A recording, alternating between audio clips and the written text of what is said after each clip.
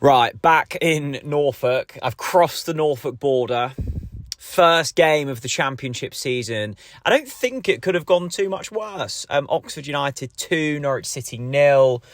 And, oh my goodness, a really damaging day for Norwich City. Look, this feels, and this is a transition season, and I think we're going to have to be very patient, and we're going to have to be very accepting and forgiving of certain moments, and that doesn't change today. You know, we have to take all of this, I think, particularly the first month until the transfer window shuts, with a pinch of salt, and just try and believe that this is moving in the right direction. But days like today does make that journey and that mindset incredibly difficult. And I think the most frustrating and the thing that will make Norwich fans angry is a transition season is fine if you are genuinely transitioning. And actually what we had today, because of a few different circumstances, and most of those not down to Johannes Hoftorup, we pretty much fielded the same side as we were fielding last season without our best players, without Gabby Sarah, without Jonny Rowe.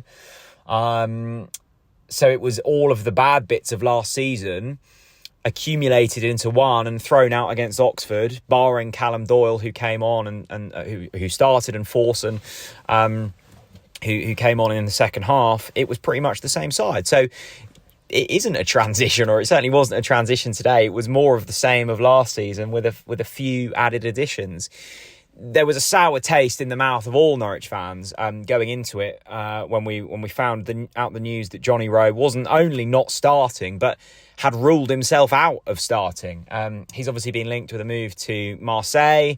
He's been linked with a move to Leeds. Apparently it's only Marseille at the moment that have come in with a firm bid for him, and a bid that isn't deemed acceptable from Norwich City. So he's obviously thinking in his mind, I don't want to get injured. He's probably been whispered in the ear from his agent and said, be careful here. You don't want to ruin a move.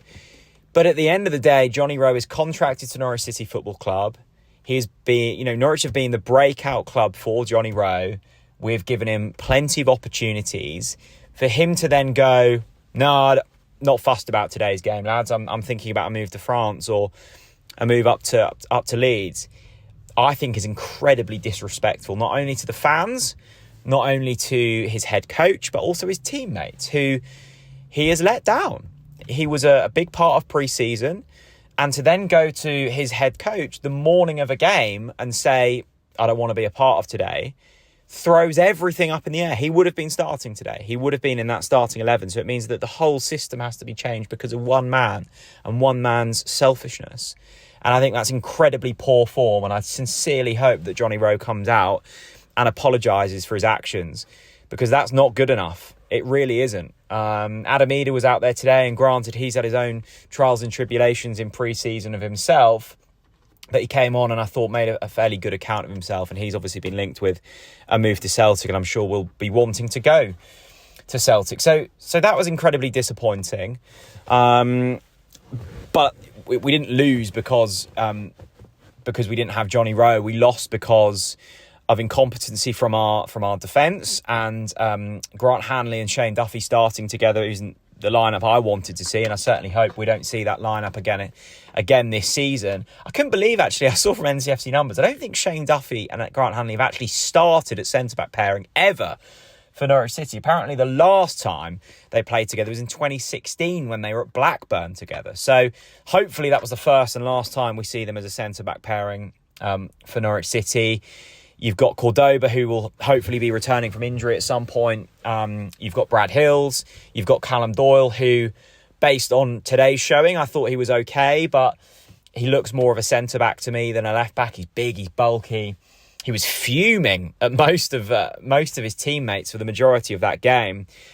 So there are options at centre-back, and that's a good thing, because Duffy and Hanley can't be the pairing throughout the rest of the season. They're not ball-playing defenders, and sadly, Grant Hanley, based on today's showing, isn't a championship defender. It's just a stupid error to give away the first goal. And to be honest, Oxford were on top for the entire game, so it didn't really swing things. But to give away a goal like that is just absolutely unforgivable. Simple ball, flown over, doesn't deal with it first time, doesn't deal with it second time. Oxford's striker threw on goal and scores. So the defence, I think, is fixable. You've got Ben Cressine as well. I think it's a completely different. I think on based on the current squad, and I think there will still be additions from now until the end of the transfer window. But based on the current squad, Johannes Hoff-Torup's first choice defensive line, I think there's 3 different players in there. I think you've got Jack Stacey at right back. I think you've got Cordoba and Callum Doyle at centre back, and Brad Hills, and then you've got Ben Cressine at left back. I think that's the defensive line in an ideal world for Johannes Hoff-Thorup. I think going forwards, again, no Jonny Rowe is an issue. Sargent didn't have a sniff today, and I'm starting to get a little bit concerned if Sargent's going to start looking around and going, hang on lads, do I really want to be here? Let's hope that changes. Boa Science was quiet, and I think he needs support around him for him to look a good player. It's the kind of 8 and the 10 that concerns me. The midfield was so incredibly disjointed from the rest of play, and I feel like I said that a lot last season as well. Incredibly disjointed. I couldn't work out if they were trying to play Liam Gibbs in the 10, and if so, that's not going to work. And I really don't want to sound too brutal here, but I'm probably going to sound quite brutal here. I don't think Liam Gibbs is cut out to be a championship midfielder at this current stage, and I don't think he's good enough to be in this starting 11. I don't think Jakob Sorensen is cut out to be a midfielder at this level, which means that you're fairly limited in that midfield area. I thought Forson, when he came on, looked good, but clearly isn't up to match fitness. But he was certainly a bright spark, and the way that he moves the ball, I quite like the look of. Kenny McLean is, whether you think right or wrong, will be starting for the majority of this season if fit. So it's that midfield that concerns me, and it's what concerned me last season. I just don't see good enough transitions from front to back. It's all incredibly sideways and backwards, and then we do finally get a move and we're looking up and we're confused about what pass to make.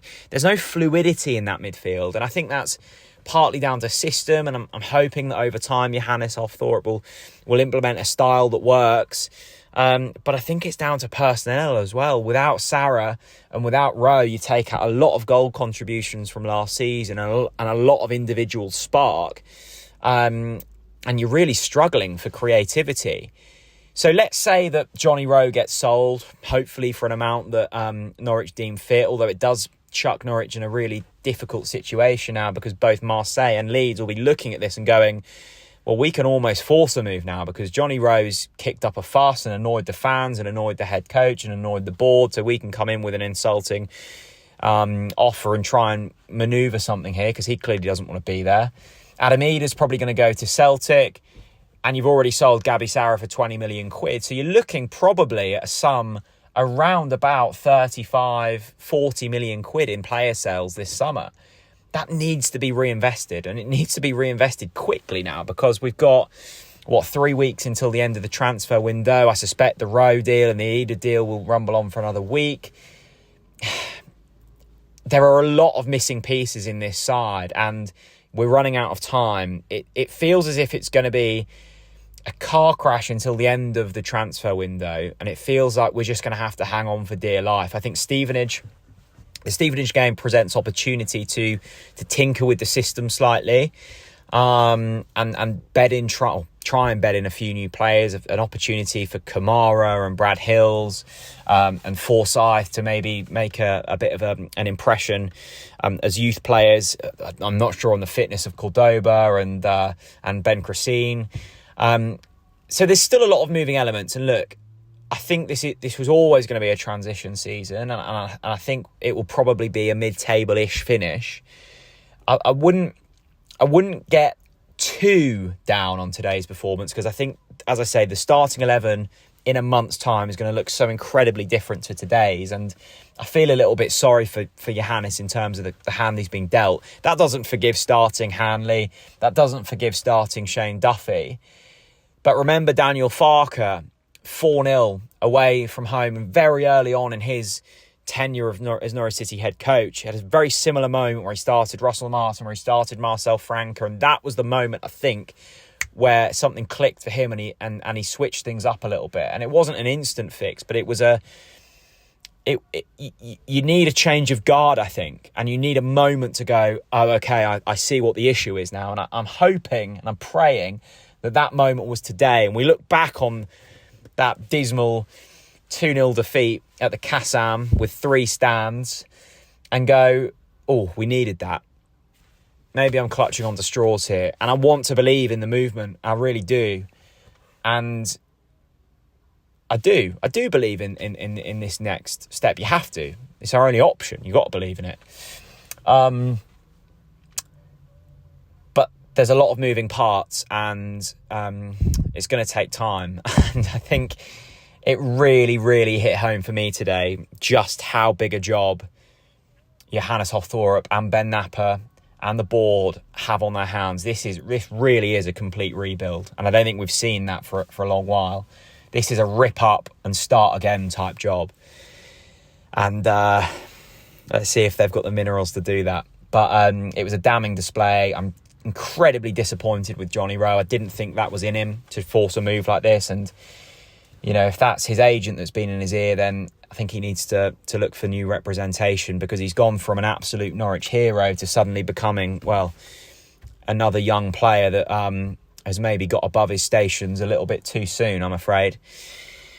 But we shall see how it goes. Stevenage on Tuesday, and then a couple of home games, or 3 home games in a row now, isn't it? 1 in the Cup and 2 in the league, and hopefully we'll be speaking in a couple of weeks' time, and things will be looking a little bit rosier. But there's a lot still to work out at the moment, and we shall see if that happens. I'll be back with plenty of content tomorrow and throughout the rest of the week, so stay locked into TNC, and I'll catch you all again very soon.